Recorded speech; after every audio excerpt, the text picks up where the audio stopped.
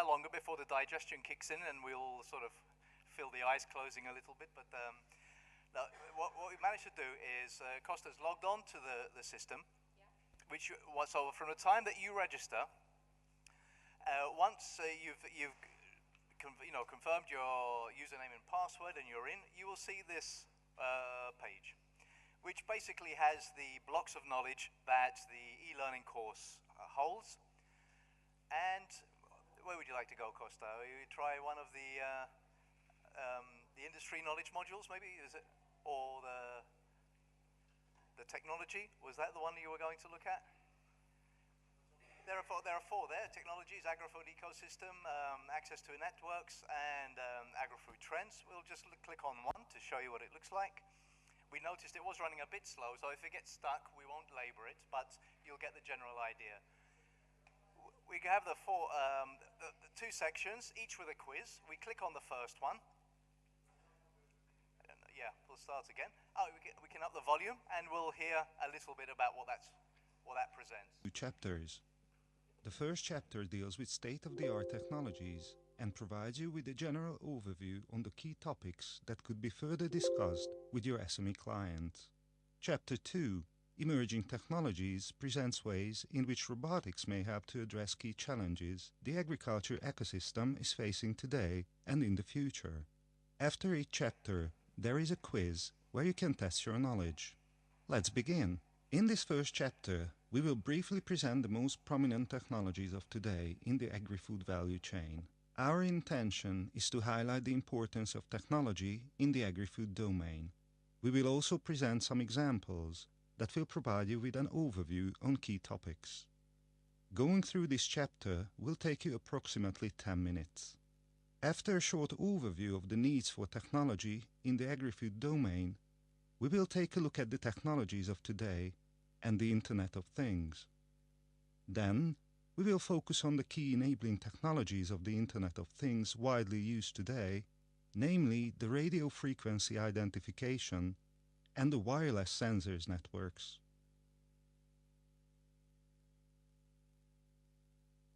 The world will need to new technologies are set to push the future of farming to the next level. Farmers and food companies have already begun employing some high-tech operational techniques and technologies in order to improve the efficiency of their day-to-day work. For example, sensors placed in fields allow farmers to obtain detailed maps of both the topography and resources in the area, as well as variables such as acidity and temperature of the soil. They can also access climate forecasts to predict weather patterns in the coming days and weeks. Market participants use their smartphones to remotely monitor their equipment and products, as well as obtain statistical data on their processes. They can even use technology to run statistical predictions in their manufacturing and trading operations. For example, drones have become an invaluable tool for farmers to survey their land and generate crop data. As a concrete example, the largest agricultural machinery has begun connecting their products to the Internet and has created a method to display data about farmers' crop yields. When these technologies are connected to the Internet, we will talk about the Internet of Things.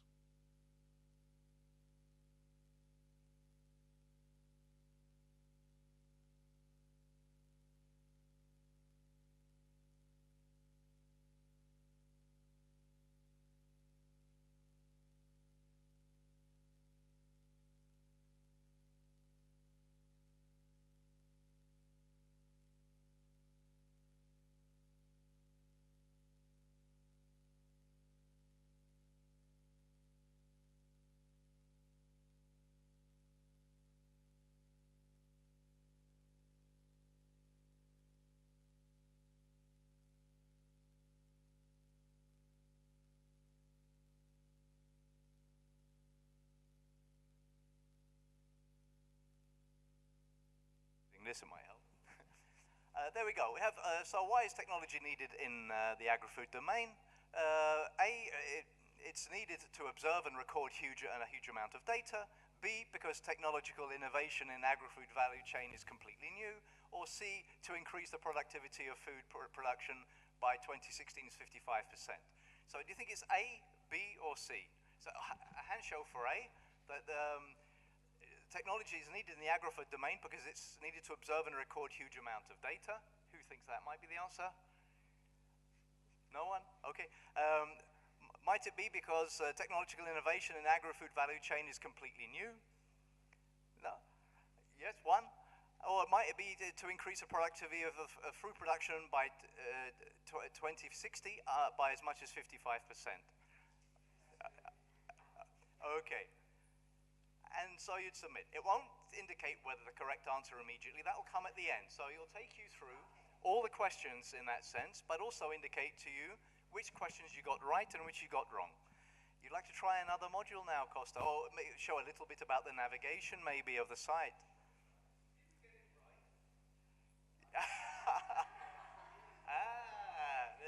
You register and you'll find out. We'll leave that. Yeah. Okay. So in terms of navigation, you just have to, scroll up the page, and then here you have all the different directories where you are. So at the moment we are in the learning, we are at Module 1 Technologies, at the chapter regarding state-of-the-art technologies, and we are in presentation number 2, which is actually the quiz. So we can, as we want, we can go back to Module 1 Technologies, for example, which would get us back into the module if we would like to, go into another chapter or have another quiz. So if we want to go further back, we just go to the e-learning. And then again, we also get this drop-down menu where we have the different training sections. And if, for example, we go to the interesting knowledge training section, we can go, let's say, to the module 2, Agri-Food Ecosystem. So like before, we open up the module, and we get a brief overview again of the different chapters within the module. We can click in the key characteristics of the agri-food value chain in Europe and beyond. Of course, you can see from the very beginning, even before you start, you know roughly how long that module is going to take you and how long each section is going to take. So whether if it's your coffee break or whatever, you know roughly how long you can dedicate to that time. And so you demonstrated there what you can pause at any time, and when you come back, it will ask if you want to continue where you left off or whether in fact you want to start again. In 2010, there were 12 million farms in the European Union, but most data sources tend to agree that around 10 million persons in full-time equivalents are employed in agriculture in the European Union, which represent fewer than one full-time worker per farm. These 10 million persons working on the EU farms represent 5% of the total employment. Compared to other manufacturing sectors, the EU food and drink industry is a key job provider and a relatively stable employer. 15% is the share of food and drink industry employment in the EU manufacturing sector, making it the leading employer in the EU. According to the surveys conducted by the Inno4 Agri-Food project, there is a lack of technological skills amongst those employed in the agriculture sector, making the adaptation of innovative solutions such as precision agriculture more difficult. In some EU countries, agricultural cooperatives play a major role.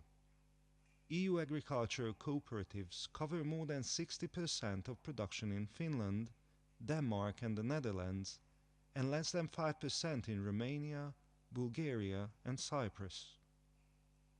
That's just an example of the type of content you can expect in one of these modules that may give you a global picture of that segment of knowledge. But that's where we would ask you to, on the one hand, absorb what you can from the modules, but if something comes to mind that you consider to be lacking from that module that you're going through, we'd love to hear from you, and through the feedback form at the end.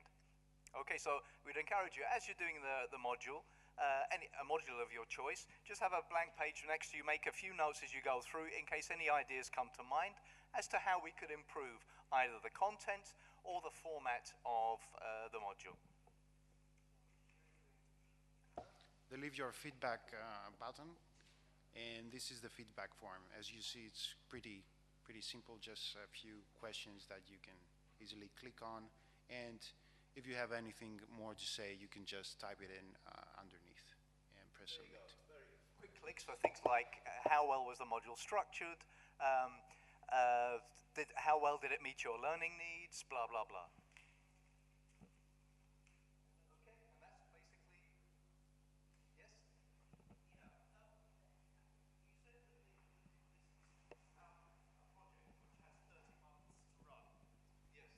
Just looking at certainly that technology module, that will need to be maintained and updated. How will that happen at the end of the project? Sustainability of all this. Yeah. We can ensure that until the end of the project. What Yeah. happens thereafter? Well, this is a thing in every Horizon 2020 project. Yeah. I mean, we have a dedicated task that has to do with ensuring the sustainability of our project assets. And Henry, your institution is the one responsible for finding out how we can ensure this. We are pretty sure that we will have a Creative Commons license that will make the material that is here available for everyone, for free, of course. Now, how we will sustain it is a thing that we need to consider. It could be done by the for Agrofood Consortium because we have developed a custom-made platform just for this, or we could transfer it to another initiative that might be interested to maintain or improve it or enrich or whatever. These are things that we have started considering. I mean, our first deliverable, considering our exploitation and valorization plan, was in month 12 already. But I think this will evolve as the project progresses. One idea that just came to mind, as we have restructured even the way the network here is being organized, or its activities are being organized, by the end of this project, the Agrofood sector group may consider that the tools and knowledge resources of this project are useful enough for us to maintain this as part of our activities, because it's actually doing our job for us. So that might be if the basis is provided and all it needs is just updating every now and again, once or twice a year, for example. If there is a significant major trend development or technological development, we may decide, well, all we have to do is make minor changes to the content here, and this platform will continue to do our job for us. So we'll just have to reassess the situation towards the end of the project. Any other questions? Do you see yourself trying this out sometime during April? Good. Right answer. Right. Thank you very much. Excellent. Thank you.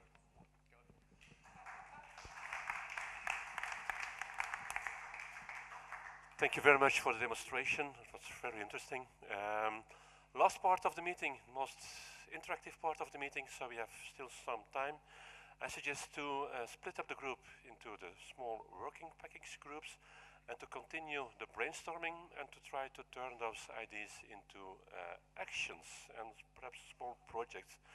My suggestion is to finalize these sessions in a general meeting just for 15-20 minutes, and that each group can present one action. An action that might be, hopefully will be finished by the next sector group meeting in Sevilla. So it's really the challenge to turn ideas into actions and into results. And as an example, we have already results of one work package, external communication. There is a short movie that Eda made based on pictures and movies of the last days. And for those who are still here till 4 o'clock, we have another surprise. We have the Edinburgh movie, the dancing movie. Stay here. and you can enjoy it. So it's a privilege for those who attend the whole meeting. So can we perhaps start the movie of Palermo? Okay.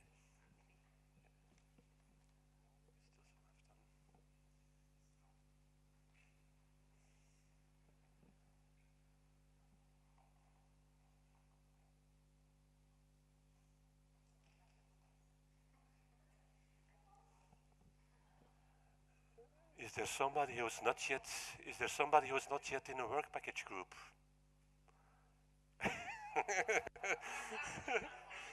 You have your own Horizon 2020 project, so.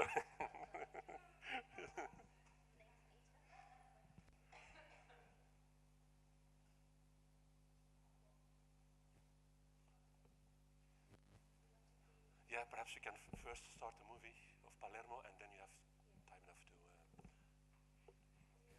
Jara, can you help? Yeah, the movie of.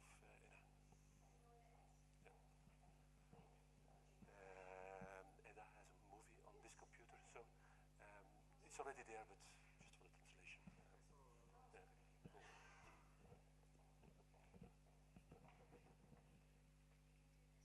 first you.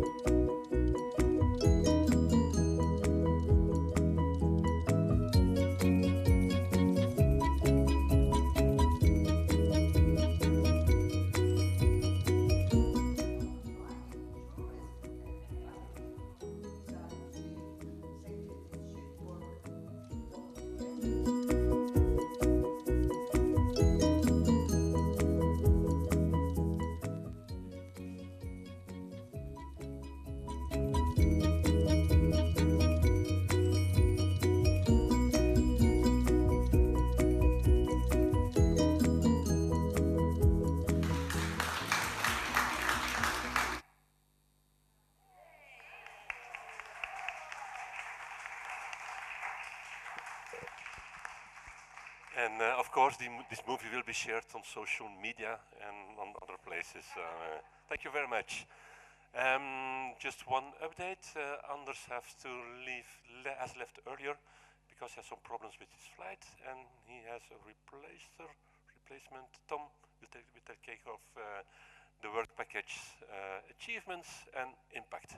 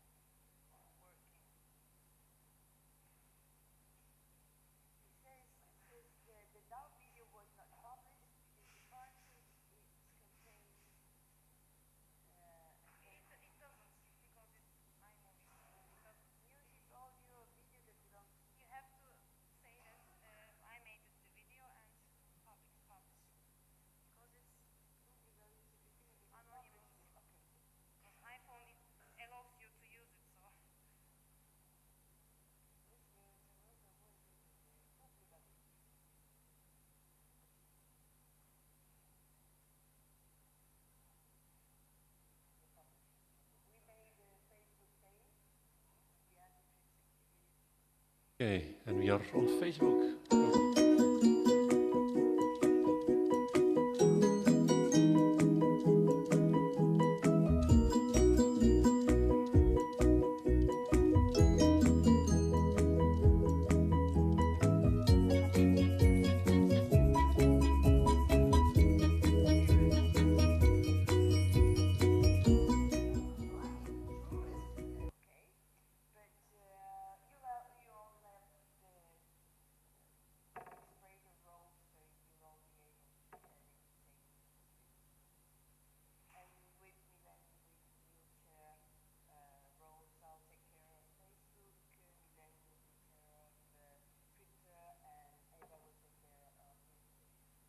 Wonderful.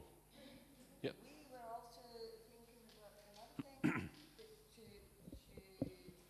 work together with Roger. Maybe we should have a SharePoint or another tool, like the Google Drive, to share all the main documents. Because, for instance, in the forums, we have all list of posts, but the most important ones get lost.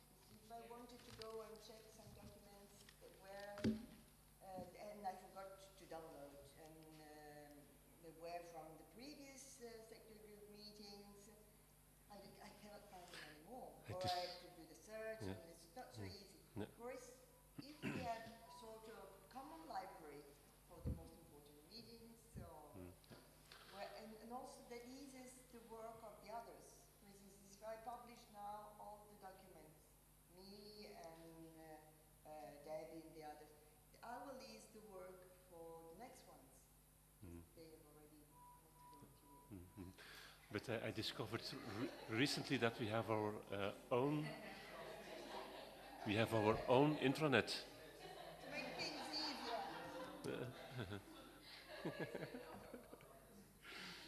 It's multiplying for the moment, the movie. Right. But we have our own intranet. There's not much on it. For example, the rolling plan is on it. I have to update it after this meeting. Also, for the mentoring program, you see there the newcomers with their mentor, some documents. Isn't that useful to put our information there on that intranet? It's not a forum, it's a separate page under the sector group Agrofood. I've never seen it. I discovered, to be honest, I discovered it last week. I had no idea about it, so if it works, it's useful, we can all use it, that's the place. But as I didn't know it, and we can use all. Yeah. The reason why, Cyprus asked me last week, do you have an updated version of the rolling plan? Okay, this is one of my jobs I should do as chair. And where is our intranet? I just start my research. Perhaps we can use it in the first place if it's user-friendly to put all the information, like all the presentations of today and yesterday. It's easy to keep it over there, to create a folder, say, okay, this is the PowerPoint presentations of the meeting in Palermo, and then the presentations of the other meetings. So let's try this forum. Okay, yeah, fine. Other things from the external communication department? No, we created the things while we were talking. Yeah.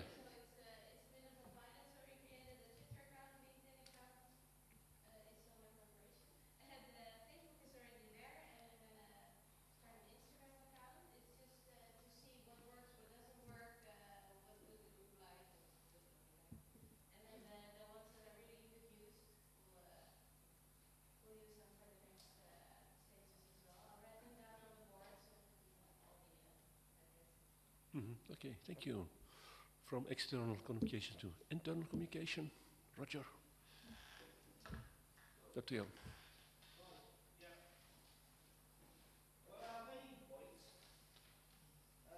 The mic.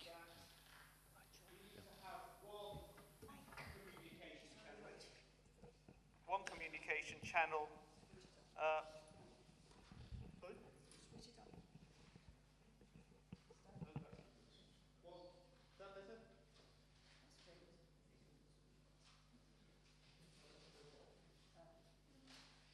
That should, yeah. That's working. Somebody's turned me up there. Right, so internal communication. So this is communications to the group as a whole. We use just one communication channel. That should be the forum. Admittedly, we might need to restructure it so that we have a specific library of the group specific key documents. But implicit on that is that we all look at and use the forum. Because if these things are only going through the forum, you've got to use it. And there will be, this is a supplementary recommendation, there should be penalties and punishments for those who are not using the forum. You go along with that? Yeah. Yeah. So we ask €1 and then we collect all that money and do something funny with it. Yeah, maybe the work packet leaders could go on a nice team building trip. Yeah.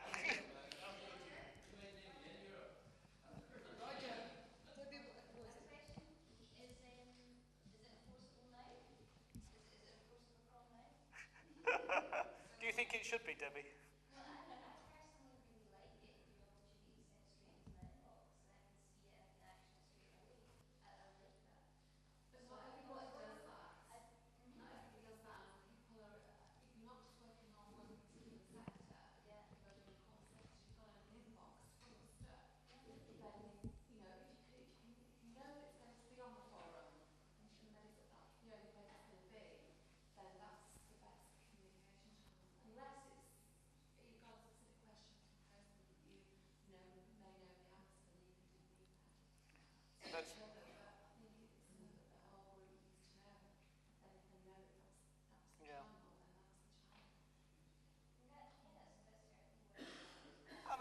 Things we'll just have to try, and if there's problems with it, then obviously we change it. Yeah, we were asked for one, but we want to investigate how we have an up-to-date mailing list for where you want to do people or just communicate with a small number of us. Anyway, I've overstayed my welcome. Okay, thank you. Looking to Gerard, Horizon 2020.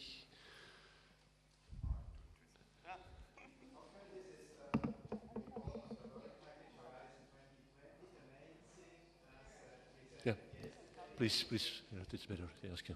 Is the cooperation or the collaboration with the NCP Bio Horizon project, and we discussed mainly two things.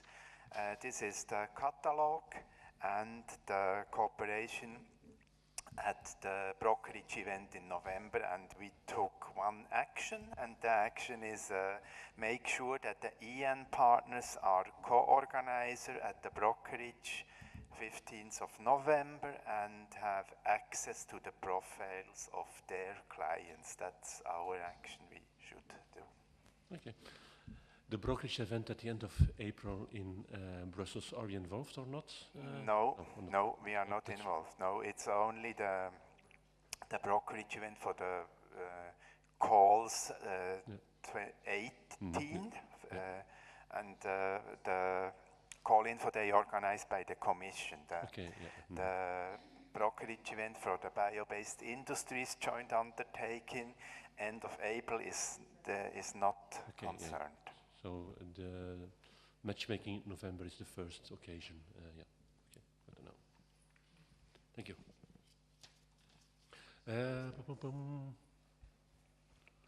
Just looking around. Annemarie? Thank you. Now, we already had many ideas, very good ideas, I think, very active in our group. But there was one action point we thought was very useful to start with, and it's like creating a checklist. If you want to organize a matchmaking event and you want to promote it among the colleagues, where do you have to think of? What do you offer when you organize a matchmaking event? For instance, if you have less than 3 companies, is Skype meetings offered about catering, about entrance fee for the trade fair or for the matchmaking, penalties for no-shows, all these kind of things we want to make a checklist and offer it by the next meeting in Sevilla, so that everybody knows, well, what information is needed for presenting a brokerage event. I hope it's, yeah, you like it? Okay, thank you. Then Maria for company missions.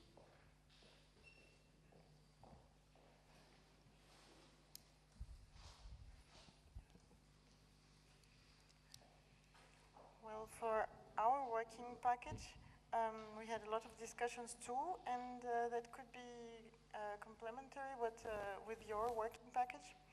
The first idea would be to share, definitely, is to have a visual calendar of a timeline presentation of different events so that we can see in one glance all the events which are planned for the future. So it's easier for us to decide which event we choose to support or not amongst our companies. That is really important to have something quickly to use. That is the first action, easy to implement, I think, and will be based on a rolling plan updated by Patrick soon. And the second action will be more complicated, but still it's feasible. It's a creation of a buyer's database, something that is secure, exclusive for our network. And the steps to do that should be first to collect information maybe on the past Tour d'Europe missions. We collect information on buyers that were registered to those missions. We check, everyone checks with their buyers if they are still interested by other Tours d'Europe and update the information of the buyers. Then we do Excel sheet creation with all the information. We check the seriousness of the buyers. And then we can use this database for Anuga, for the Tour d'Europe of Anuga, implemented in 6 months. Okay. So maybe other developments for the future of this database, because Excel sheet is quite a basic tool, but it's not secured and it's not easy to update all the time, but it's a basis. And then all your ideas are welcome to evolve this action. Yes. And all your input also, I assume that everybody has some contexts of buyers, so we would like to put it all together and then to make it enrich useful for the Tour d'Europe, database. for other matchmaking events. So this, I'm sure this will result in achievements, and this is the purpose. Okay, Tom.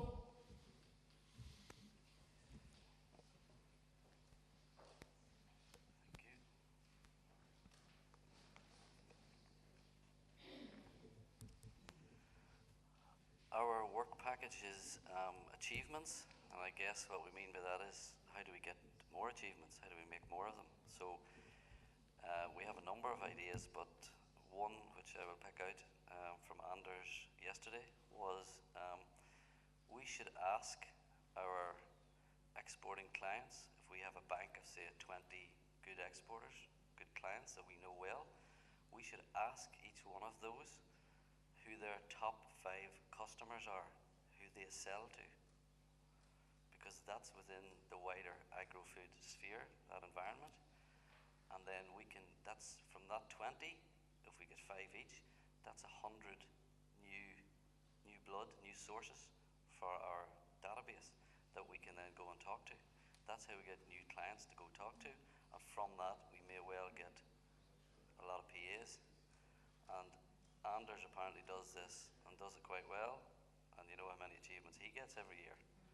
So maybe that is something we should think about, and not be afraid to ask our clients for referrals. There's a remark over here. Jean-Bernard has a remark about that. It's not a... Yeah. It might be a bit difficult to get this information because sometimes the company, for instance, the company that I have wouldn't easily share those information to give. It's the same for us. Sorry? It depends They wouldn't tell us. I mean, they're not. I agree with you. Early performance, it might be difficult for some sectors or for some Yeah. companies to Yeah. get this information. Depends how you present it, but Yeah, I imagine it might be, but I would say that's in the minority. The majority of the time, business clients like to talk, and they will tell you who their clients are. You don't want to know the business they're doing with them, or the amount of turnover, or the sales. Just that they're doing business with somebody. They're a top customer. Okay, log it down. I'll go talk to them. One of the key questions that we ask our clients when we first meet them are, who are their main accounts, who are they selling to in the UK, and from that we can understand what type of company they are, what kind of volumes they have, what accounts they have. So I think it should even just be mentioned when you're presenting the company. Yeah. You know, you then use that to their advantage. And it may not be. No, it may not be a specific question like tell me your top 5 customers, but you're having an overall discussion with the client about their business, about the growth of their business, where they're going with it, and through that discussion you'll pick up who they're selling to. So you might have 3 of those without even asking the question. But don't be afraid to ask the question. People in business, no, yeah. But if you get them, you get them. If you don't, you don't. Some of this ties in with this idea of soft skills. Sure. How to manage a dialogue with a client. Sure. And there are, I don't know what's in it, but in the soft skills module on the Operating Project. I understand.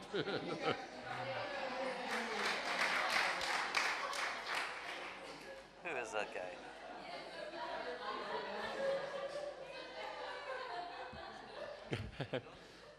So next work package is if you have a problem with a colleague, we have the human resources department. Spiros. Who is that guy? It's up to you for work package human resources.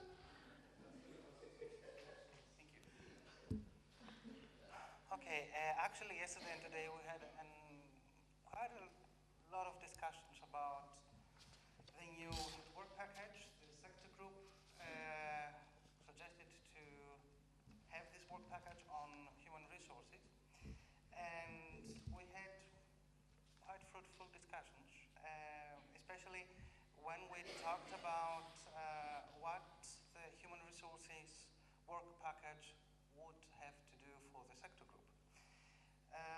We talked about trainings during sector group meeting in case, well, I begin with the soft actions actually.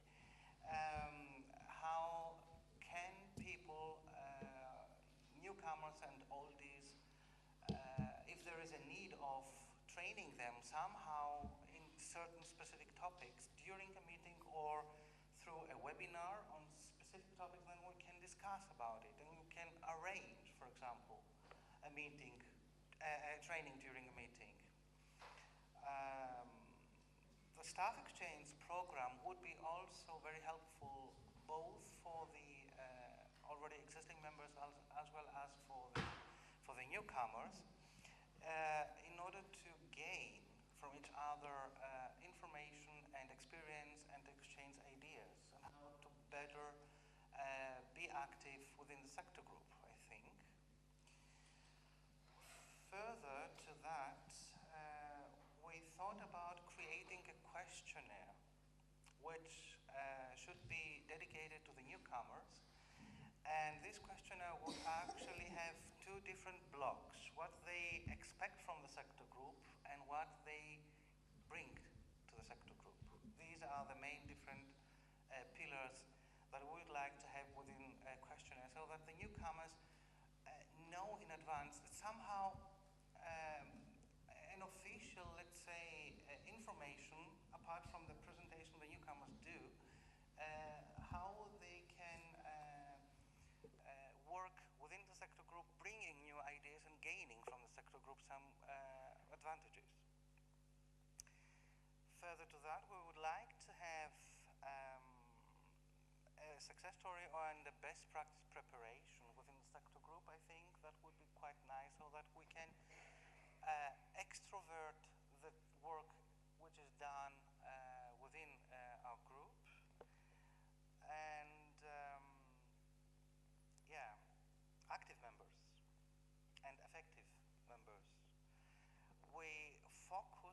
focus on the active and non-active members. Those members that are non-active, they should somehow be assisted and motivated to do things. This is something we have to talk about within the group as well. We do not want to ban people because I think, well, people are in the sector group because they want to bring something. So if they can, for some reason, they do not have the expertise or they didn't have the chance or didn't have the time, they should be motivated accordingly so that they can be on board as well. And at long last, we talked about creating a small guide for newcomers so that these guides should have 5 different questions at the very beginning, which would be, for example, the what are we as a sector group, who we are, what we do, why we do that, and how, at long last. Further to that, we also talked about the roles of the sector group members. This is something we talked about yesterday. Many sector group members would like to have, for example, a list of all the emails and so on and so forth. We would like to expand this somehow and create, let's say, a mini database or restructure the existing map of the sector group members, providing information about the sector group members themselves, the leaders work package, the work package leaders, the expertise with keywords, and it should be actually an easy-to-use online tool. Yes, Roger.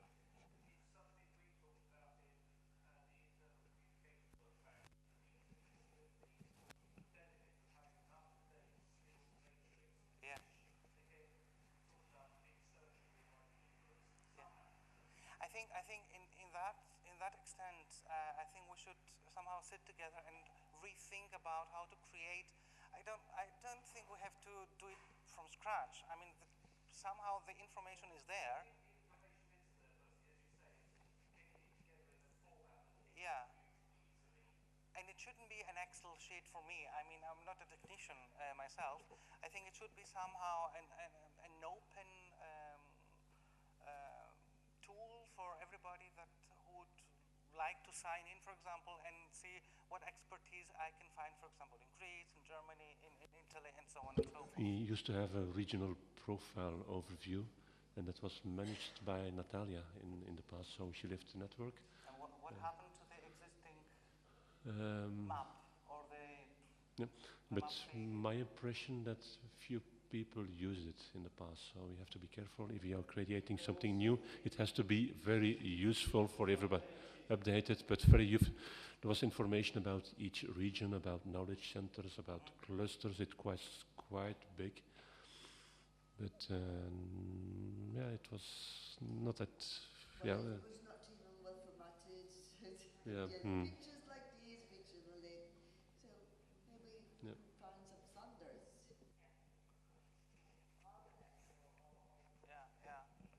This is something that we thought about, and of course the small guide for newcomers would be something useful. It shouldn't be a guide like the newcomers guide we have when somebody enters the network, which is more than 100 pages. It should be something very, very brief and very focused on the sector group and on the work package, the work packages we have. And it would be a nice idea to have that once a member joins in, to have these small guides so that he can have first overview about the sector group, and then perhaps be more oriented within his first meeting in the next meeting in Spain or in the future meetings as well. What's the first action taken by the group to the next meeting? This is a little bit the conclusion of the... the first action is to rethink about this small guide for newcomers. Okay, yeah. Okay, fine. Thank you. Last work package, innovation presented by Debbie. So we actually had a couple of actions, but the two, can I say two? Do we have time for 2 actions, Patrick? Do we have time for 2 actions? Yeah, 2. So the first one is just venture capital, crowdfunding and business angels. So a really easy action is that we would like to compile a list of different investment opportunities in the different marketplaces in which the innovation group are in. So to start that off, we have 2 people that are going to work together, and we're going to create a spreadsheet, and the spreadsheet's going to get circulated within the group, and we'll each go and research the different opportunities in our markets, put it on, and then at a later date there's opportunities to look at looking at success stories of companies have already obtained the investment, look at potential training for us to understand the landscape better, understand how to help our clients access the funding better, potentially at some point at a later date look at events. So yeah, we have a few actions around venture capital crowdfunding, and it's come from the fact that IASME are looking at this, the Commission are looking at this. It's turning into what might be our role in phase 3. And certainly my organisation is looking at it as well and trying to get ahead of the game, so that's essentially what we are trying to do. The second one is the technology requests, this call for technology requests that I briefly said yesterday. So I'm going to go away and I'm going to try and pilot this in Scotland and see if it's something that might work to try and aggressively market the fact that we can go out, we can work with companies to develop a spec, and we can work with the EEN in the capacity that we do every day, what we know we can do well. We're just trying to promote that and trying to get companies more involved in it. So that is the 2 actions that we have, and we hope by the end of May to have this initial spreadsheet of investors, and I think I'm going to say by the end of June I'll have tried to test this pilot out in Scotland to see if it works. So hopefully we'll have some good feedback for you in the next session. Okay, thank you very much. So this is really important to focus on these actions in the next months and to see and to present in the next meeting in Sevilla what the results are, and I would like to spend quite a lot of time in the next meeting on these work packages, on these actions, on these results. Next to this meeting we have a small meeting with all the work package leaders to have a short evaluation of the meeting and to prepare a little bit the next meeting, and in between we have a video conference perhaps at the end of May for the preparation of the next meeting, to have an update of these actions. Might be virtual, otherwise Hannah in Stockholm, if every work package leader is joining, do it up and we have enough companies joining, we have our meeting with the work package leaders in Stockholm. This is almost the end of the meeting, and of course, as promised, we look back to Edinburgh. So my advice is also for the work packages, use those communication forms, Google Hangouts, Skype, other platforms to have a meeting in between to go further with your work package. The videos are quite dark. It was obviously dark. It was dark. So you can't see much, but you will see Roger. Right arm! Back to your place. Hold back! Back to your place. Don't go! Back to your place. Top couple, let go! Back up to the top! Back up, back up, back up, back up!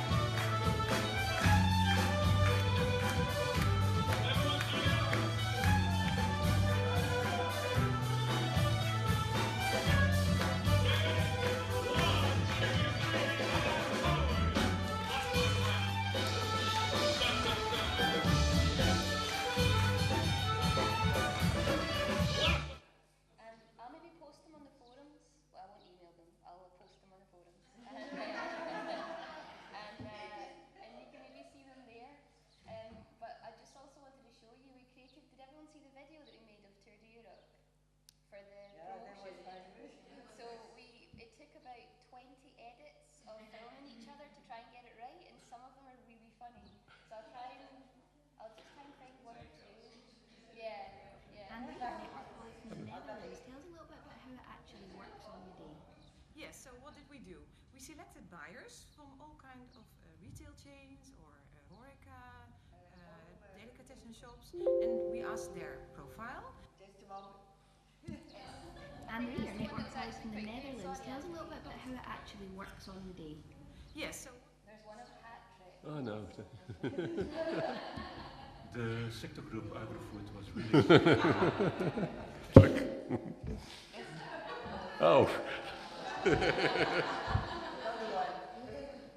can't really hear it, but And we have one of Debbie. No, that's not Debbie. Buyers for our matchmaking events, and that's the reason why we launch. He was very worried.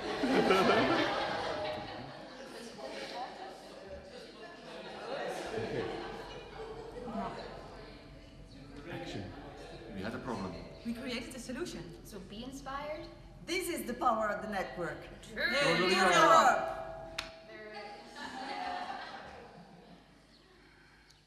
There's one really good one where Giada says something so funny, and I don't know if I'll be able to find it. If I was more organized. Yeah. We're both on. We had a problem. We created a solution. Be inspired. So vote for us.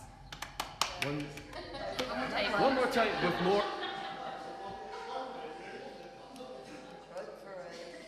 It was really, really embarrassing trying to make that. Tell us about Tour Europe so far and the results that you've seen in the future of the event. The Tour Europe started in Edinburgh. The first edition was there, and then in Rotterdam, and then in Stockholm. It was so successful that we reached a lot of achievements, a lot of PAs, and now we're going to think about the future. And thinking about the future is the next edition. It's going to be in Palermo in Sicily, so we're covering all the areas of Europe, involving all the network partners. So because it's an inclusive, that's part of the added value of this sector group activity. It's an inclusive activity, and we're involving all the network partners. And we're also thinking ahead. After Palermo, we're thinking about June for the new edition of the Tour d'Europe in the north of Europe. And that was a good one. It was a great one. So this was months ago, and now we are here in Palermo, and it's really perfect. Ada prepared the video. Yeah. And it's a perfect occasion to thank Giada and her colleagues very much. It was really nice being here. Yeah, of course.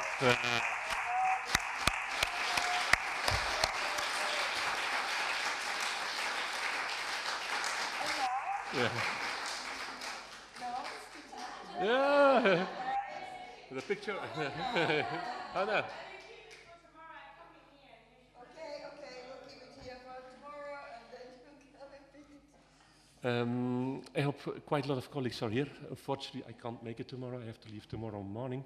But I hope that the colleagues are here to support Giada and her team in the organization of Tour d'Europe. We have quite a lot of expertise for that, especially for the Skype meetings. We have more than 21 Skype meetings, something like that. My experience is it's going to be a good experiment, because I think we never had so many Skype people. Yeah.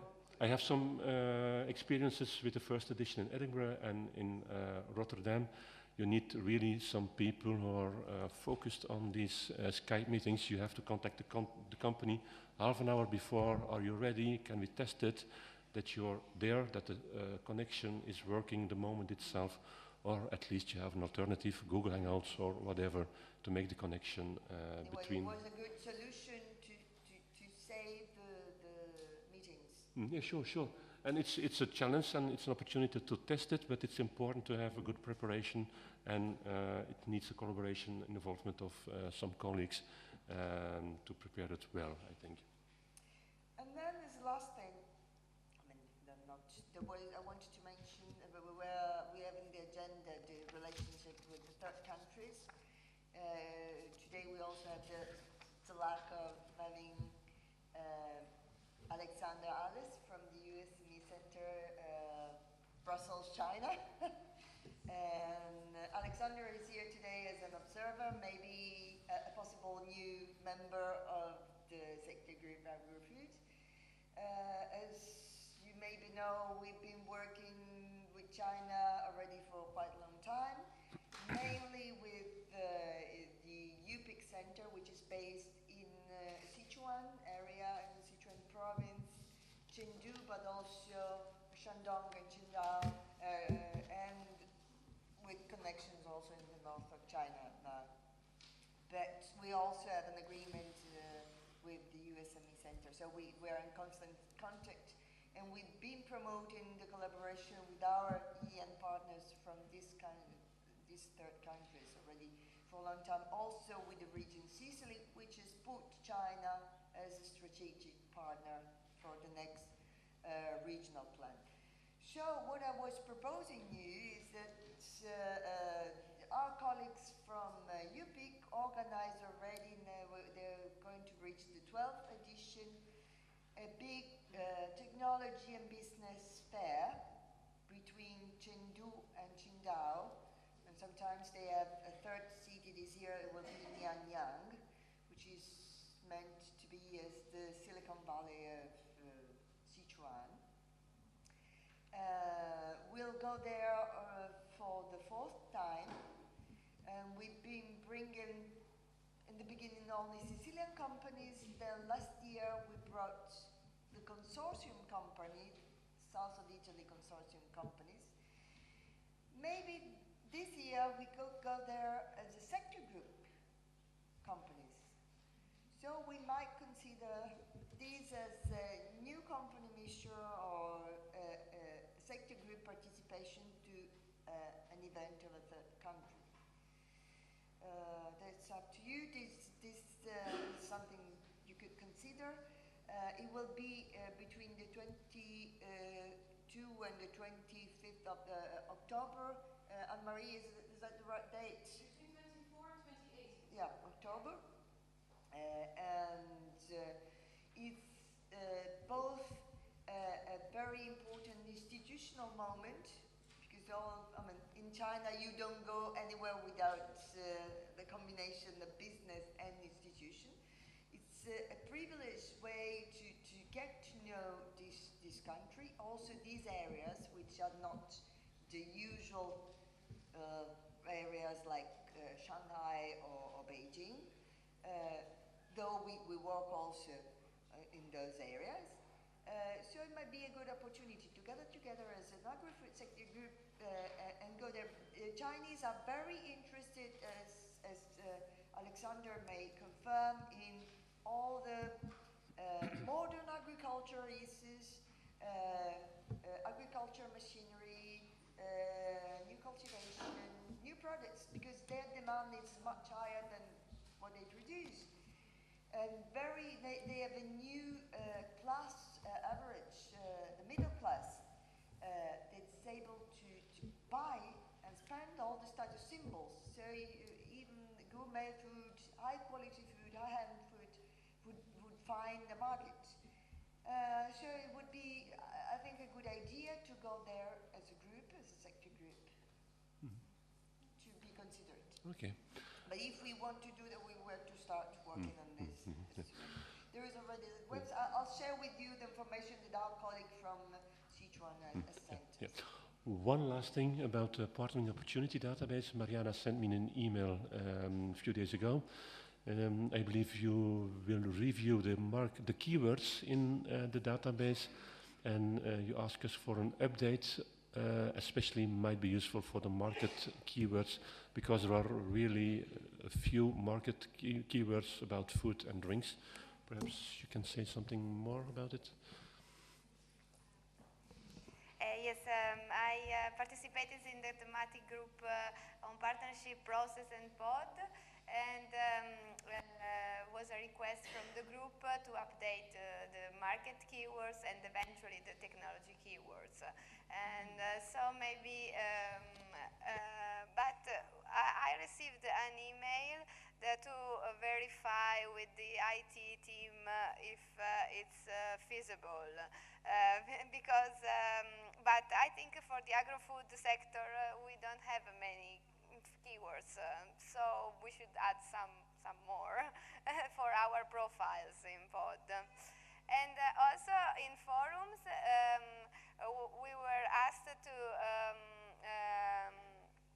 ask colleagues of the network if you think that cooperation types listed in the annex of the guidelines of pod are right for you, or if you need some changes, if they are enough clear, the definitions, or if you think that some of them has to be removed.